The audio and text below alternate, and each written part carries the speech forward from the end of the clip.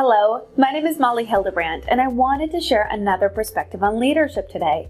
How do you handle a team member when they seem to lose control without what appears to be any notice?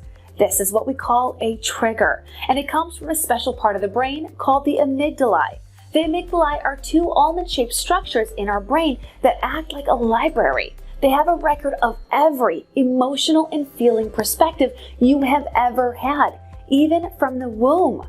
Our unconscious brain is constantly sending information of our current circumstances to the amygdala so it can search the library for previous situations that match it.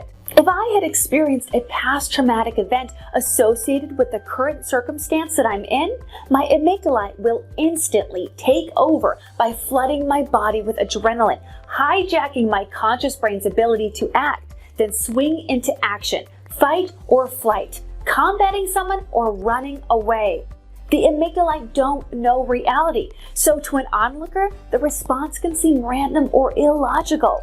The trigger can last for about 60 seconds, and all the adrenaline is reabsorbed in about 90 seconds, unless someone interacts with them. If they do, then the process begins again. Interacting with someone who is triggering will only make it worse. The hardest thing to realize about triggering is the only way to repair it is when the person is no longer triggering. Traumatic events can be from physical, mental, or emotional situations. Some examples are being negated by a parent as a child, being bullied by a peer, an accident or natural disaster, and wartime events.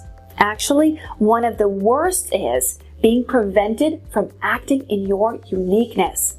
I was helping a friend with her home team to manage her daughter's triggers by first identifying her top 3 triggers. We even asked other family members and friends what they think are situations where she would lose her cool. This is great because we often know what buttons to push to get others to lose it. Once we identified her 3 triggers, we helped her to rehearse a different response. So when she triggers in the future, she'll have another option other than fight or flight. Her top trigger was when she felt like others were telling her she was stupid. She used to start yelling and crying at the person and even tell them that they were stupid. She rehearsed a new response to imagine she was feeling stupid, and then walking away, taking a deep breath, and saying to herself that she's fine. After a few times of successfully handling these situations, the trigger lessened to the point that it's not even an issue any longer. So, are you ready to help all your teams overcome their triggers? Thank you for letting me share my leadership thought. Have a great week.